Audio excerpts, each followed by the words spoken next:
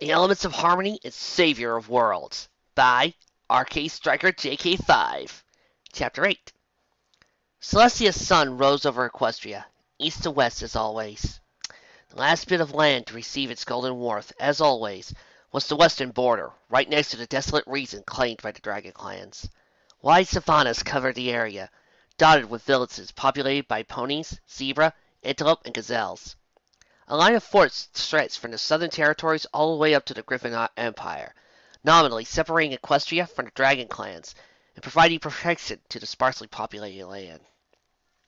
At the largest fort, Fort Keystone, Major General Rolling Thunder had already been awake for several hours before sunrise. She was a female zebra, with a short bristly male, and a relief map for a cutie mark. She sat in her office, going over dispatches from the other forts along the border. Her eyes raised slightly as a shadow fell upon one note from Fort Planewalker. "Yes, Lieutenant." Lieutenant Flint, a tan-colored earth pony with a beret cutie mark, straightened to attention and tossed Rolling Thunder a salute. "I have reports from the southern fronts and from the border near the dragon clans," the earth pony said. He twisted his neck around and fisted a notebook out of a saddlebag laying on his side. "Nothing big, nothing small either. Although the new radio sets we got for Catalot make things a lot easier." Rolling Thunder chuckled as he grabbed the notebook and nipped the cover, opening it to the first page. "A lot better than magic scrolls or telegraphs, that's for sure." She spent the next few minutes going through the notebook, making marks with a pencil clenched at her lips. She finally turned to a large map mounted on the wall behind her and looked it over. "I think, perhaps, it'd be good to schedule some war games in the coming months. Flint, I sense the troops growing a bit restless with so little activity." Flint snorted and hung his head, but straightened when Rolling Thunder turned back and walked around to the desk to him. "Yes, Mom." A Pegasus suddenly appeared at the door, wearing light armor, goggles, and a kit of the Royal Guard Air Force. "General," she said, raising a wing and salute. "My flights just returned for patrol, and, well, no, two other rather loud dragons are approaching from the west. Well, my wing ponies recognize the really big one as King Spikerun." Rolling Thunder's eyes widened. She exchanged a glance with Flint, who stepped aside as he half galloped out of her office, down the hall and outside to the main courtyard of the fort. She nodded to the soldiers as they went about their duties, quickly coming up to the large steel double doors. Rolling Thunder looked at the pair of earth ponies staring by a large pulley system hooked to the doors. "Open the gate!" she ordered. The earth ponies saluted quickly, before hitching themselves up to the pulleys and moving back. The gates opened rather smoothly, allowing Rolling Thunder and Flint aside. The zebra looked up as two already large balls of the sky grew even larger, quickly forming themselves into two ancient dragons. King Spikerun's flames flared out as he approached the ground, slowing him down, but he still landed with a thud, rattling Keystone's granite walls. His companion, a serpentine-like Eastern dragon, slithered along the air before landing with nary a sound. Spikerun leaned over, craning his neck as far as he could go. "General Rolling Thunder, I presume," he boomed out, placing a hand to his chest. "It is an honor to meet the hero of the Triple Hills." Rolling Thunder's cheeks grew scarlet as she went down, dipping her head to the grass. Flint followed suit. "The honor is mine, your highness," she said, looking back up. "What brings you to Equestria?" Spiker pried open a loose scale, and a glowing scroll hovered out. He cupped the palm of his hand around it and brought it down for Rolling Thunder. "I have been summoned by Princess Celestia to the Everfree Forest to deal with the rogue dragon there. If you would be so kind as to summon a unicorn to confirm the authenticity of the scroll, May Long and I could be on our way." Rolling Thunder glanced over his shoulder and withers at Flint, who nodded and galloped back inside. He returned a half-minute later with a unicorn in a long coat, a small hat pressed up behind his horn, and a monocle on his eye. A scroll floated over to him, and his horn lit up. "It is authentic," Colonel Crystal Ball claimed. He tilted his head up, and the scroll floated back up to Spikerun. "Made by Princess Celestia herself." Spikerun nodded to the unicorn, then Rolling Thunder. "With your permission, then." Rolling Thunder sidestepped and waved a hoof. "Permission granted, your majesty. Safe journey." Spikerun cut the scroll in his hand and placed it back behind the scale. He glanced down at Rolling Thunder. There is more news, he said, expressing turning grim. There have been Ursa Major and minor attacks near our borders. We are gathering our forces to strike back at the beast, and will launch in 3 days. Our patrols along the border here will be sparse as best. Prepare accordingly.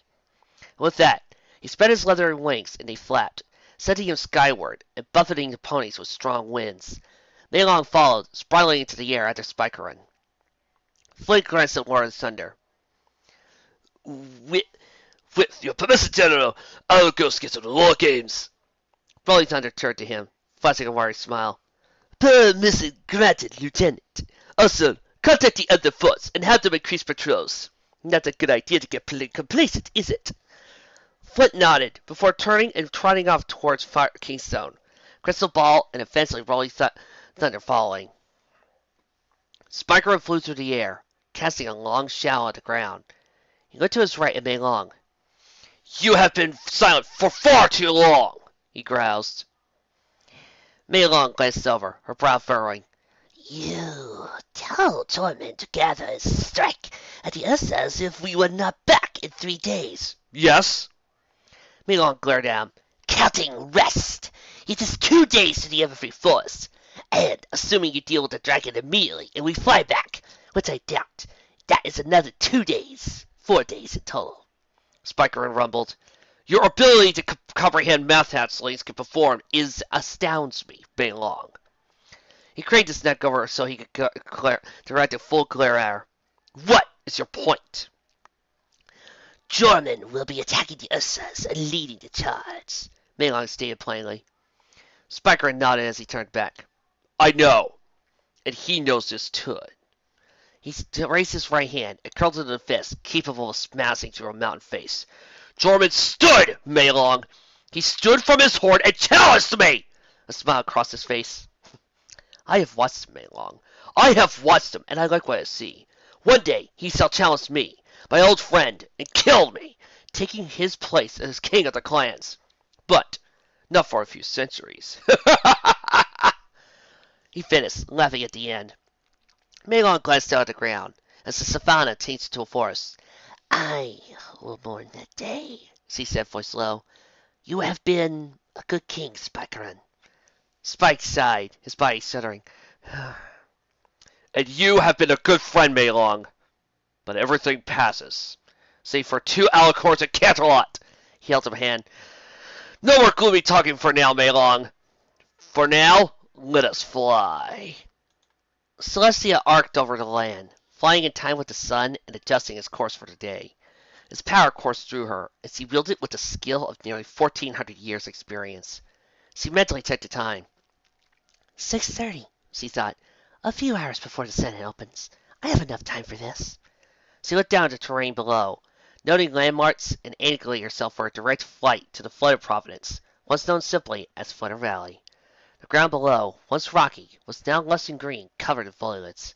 Celestia smiled as she observed the beauty of nature, letting her thoughts wander for a bit. Megan emerged from the birthing stable, wiping her slick hands with a towel. Her face was flushed and her clothes dirty, but her expression was of pure joy.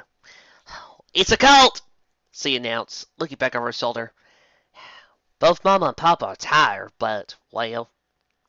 The other ponies, Flutter, Alicorn, and Unicorn, all let loose a cheer, stomping the ground.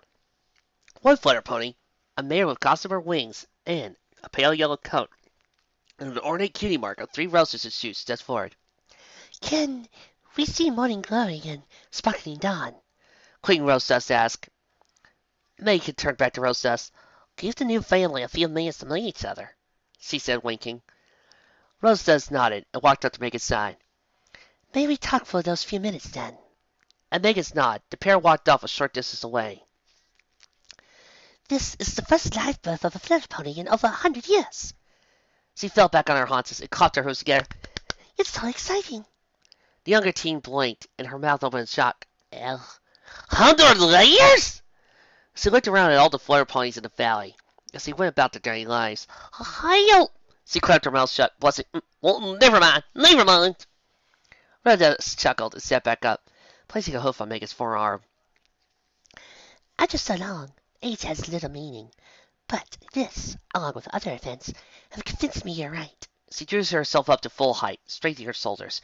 I, Queen Rosedust of the Flooded Valley, formally accept your offer of an alliance. Megan curtsied, ducking her head. And I formally accept on behalf of the Equestrian Alliance. She looked back up, a radiant smile on her face. Oh, this will be great! Celestia's thoughts turned to the present as he landed at the mouth of Flutter Valley. Several members of the swarm, the bee-like inhabitants that coexisted with the flare ponies, stood guard, stingers in hand. They raised their weapons for an instant, lowering them just as quickly as Celestia came into view. Your Majesties, the head guard said, prostrating himself. Celestia let a tiny smile play at the corners of her mouth. Thank you.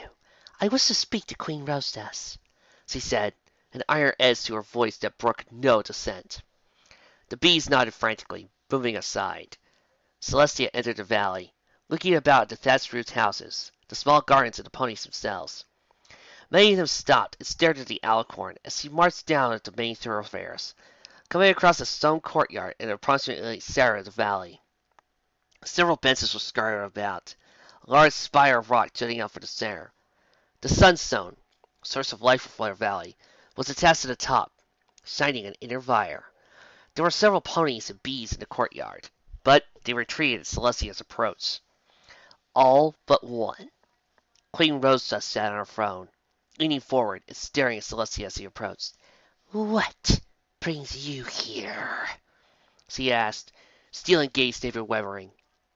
Celestia took to one elbow. I have news that affects Flutter Valley, and possibly all of Equestria. An old friend is returning, Rosedust, and I think she'd like to see some familiar faces. Rosedust snorted. And what old friend is this? Not that it matters. She waved over Celestia. We are all right here in Flutter Valley, and have no need of leaving in the near or far future.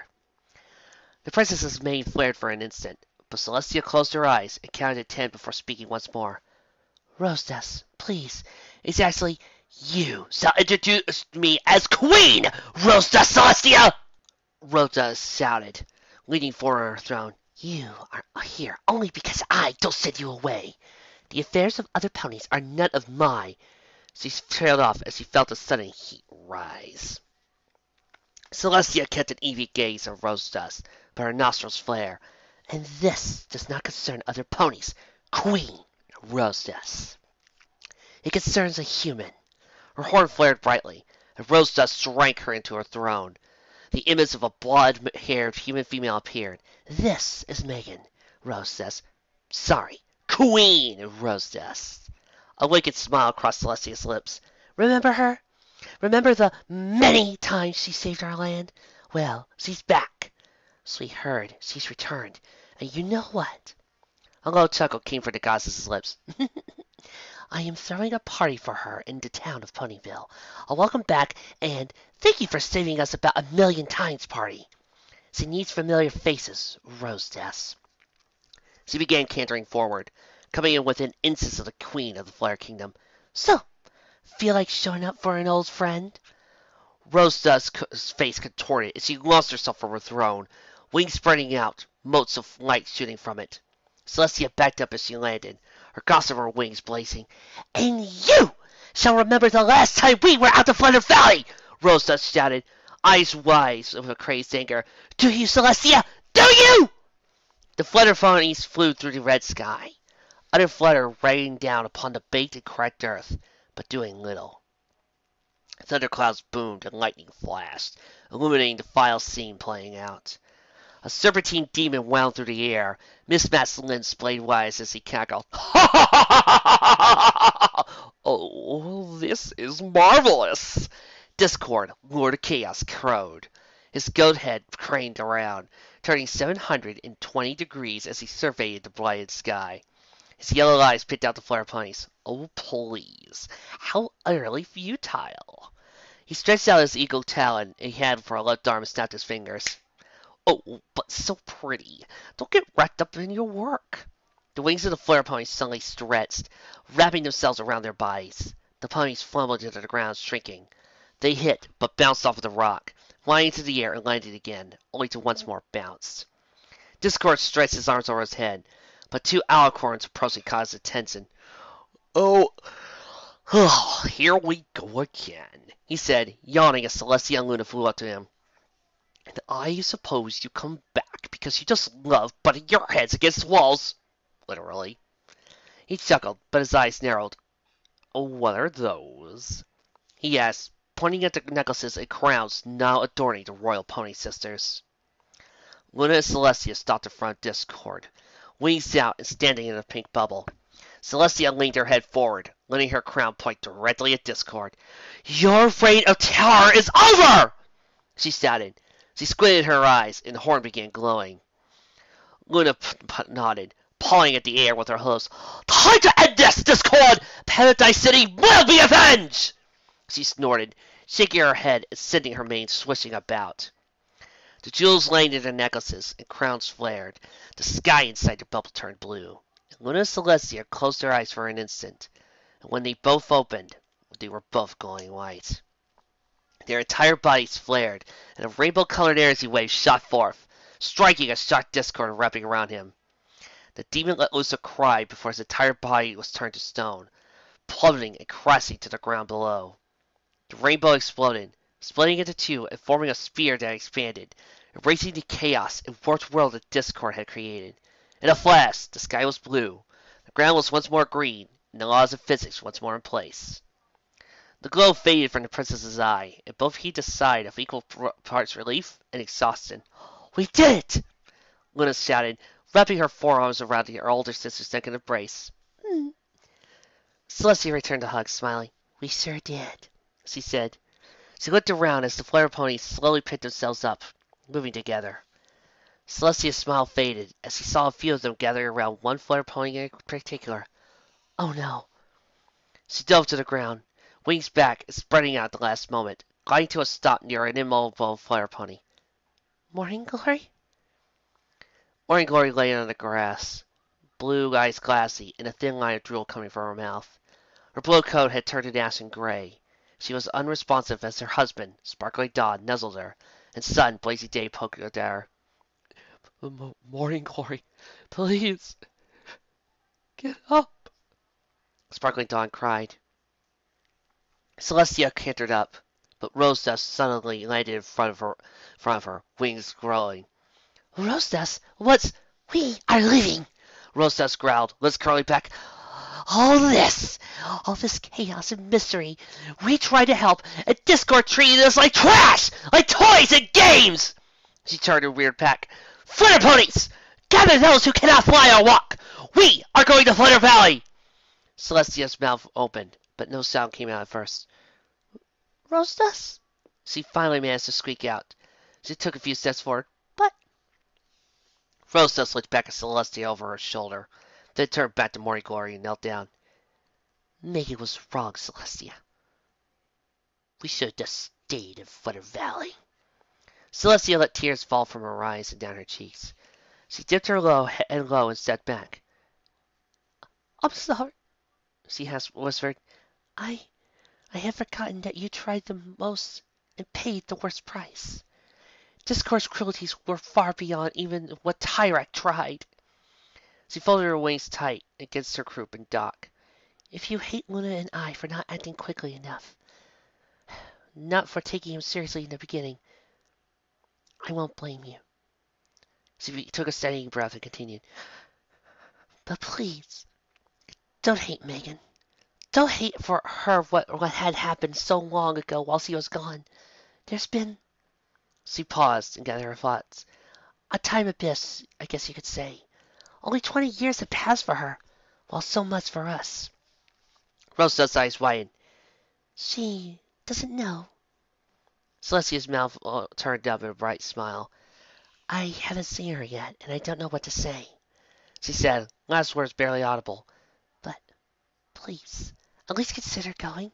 She'll need all the support she can get. There was silence before Rosas half turned and climbed back onto her throne. She looked down, not quite as Celestia or anything else. She's in the garden, she finally muttered. Celestia's ears wagged slightly. What? Rosas pointed a hoof to her right. She's in the garden, Celestia. She's there every day about this time. She might do well with a visit. Celestia bowed her head before turning, walking out of the courtyard.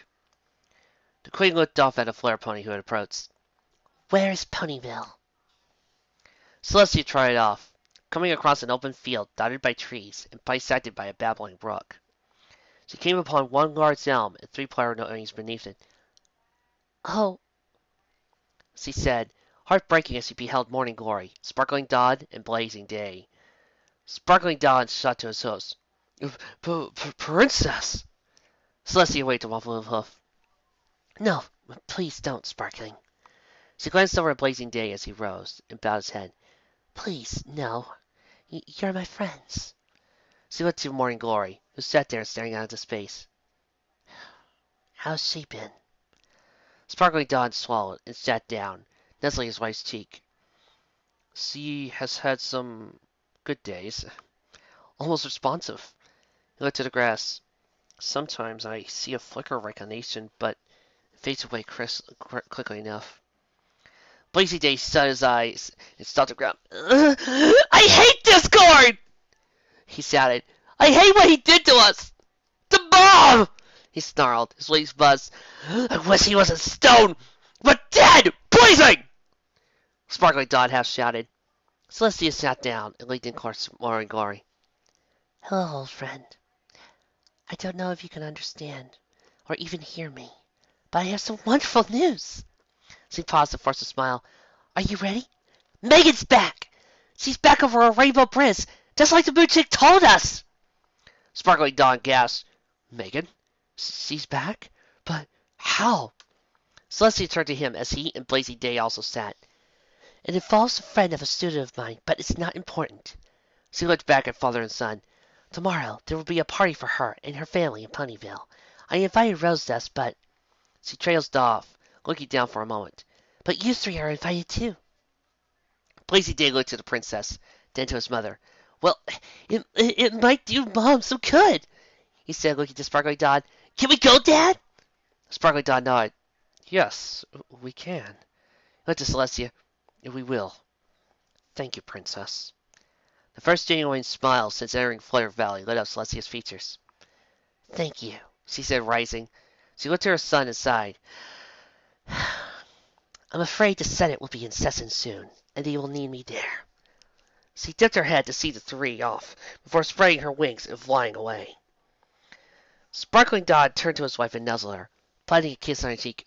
Did you hear that, Morning Glory? Megan's coming back! He looked over her gray coat and sighed.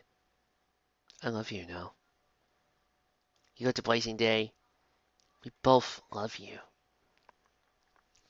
Morning Glory's eyes focused slightly, but only for an instant.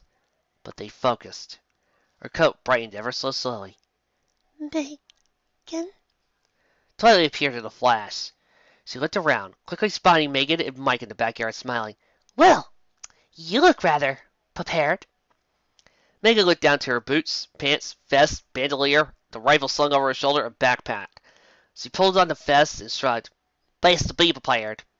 She turned to Mike and kissed him. I should be back by the afternoon. She smiled at him. Love you. Mike hugged her and returned a kiss. Love you too. He turned to Twilight and tipped his hard hat at the unicorn. Just keep her out of trouble, okay?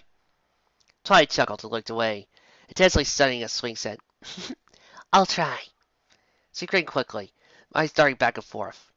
Mike opened his mouth, but turned around, kissing Megan once more, before walking through the sliding door into the kitchen. Megan knelt down in front of Twilight and swallowed. She twiddled her thumbs for a moment. Twilight, my family was wondering. Twilight spoke up. Megan, the princesses wish to extend an invitation to your family to visit in the next few... Both paused, but Megan blinked. Like the hell can, she said, rolling her eyes. She blew a strand of hair out from front of her eyes. So, you were saying? Twilight swallowed, kicked a wreck. No. You go on ahead. I really don't have anything big to ask. Megan nodded. Well, okay. My family was wondering if it would be possible for them to visit Ponyville. At least the weekend here on Earth, and they have school and work off. She shrugged. It's all right if you can't, though. She looked at Twilight. Twilight, you okay? Twilight blinked. Wait, what? She shook her head. Oh yeah, that'd be great. She dug at the ground. Actually, the princess has extended an invitation to them for tomorrow. She paused and rubbed her chin with her hoof. Did they plan for that? Maybe, Megan said. She skidded forward on her toes. So, ready? Tide's horn glowed. Ready! It flared, and both were enveloped by a white light as he teleported from Earth to Equestria. Mike closed the door on his truck, breathing in and holding his hands out. Okay, she'll be fine. She'll be back. She'll kill a dragon or a chimera or something, but she'll be back. He rolled his eyes and slid the key into ignition. Get a hold of yourself, Mac. It's your wife of 19 years. Nothing bad is going to... A loud scratch from the radio startled him. Instead of his favorite classic rock, a female voice came over the speakers. And welcome to the premiere of the Final Scratch Show. I am your hostess, Lademosis. Is that even a word? Well, it is now. Get set for hours of the rockin'est tunes and most headbangingest music in Equestria as I inaugurate Ponyville's new radio station and make it mine! Mike was inside the house, running toward the sliding door. He pushed it open. Morgan! Twilight! He shouted, looking around, but seeing neither. He looked up at the rainbow, at the hole in the sky. Oh, this is not good.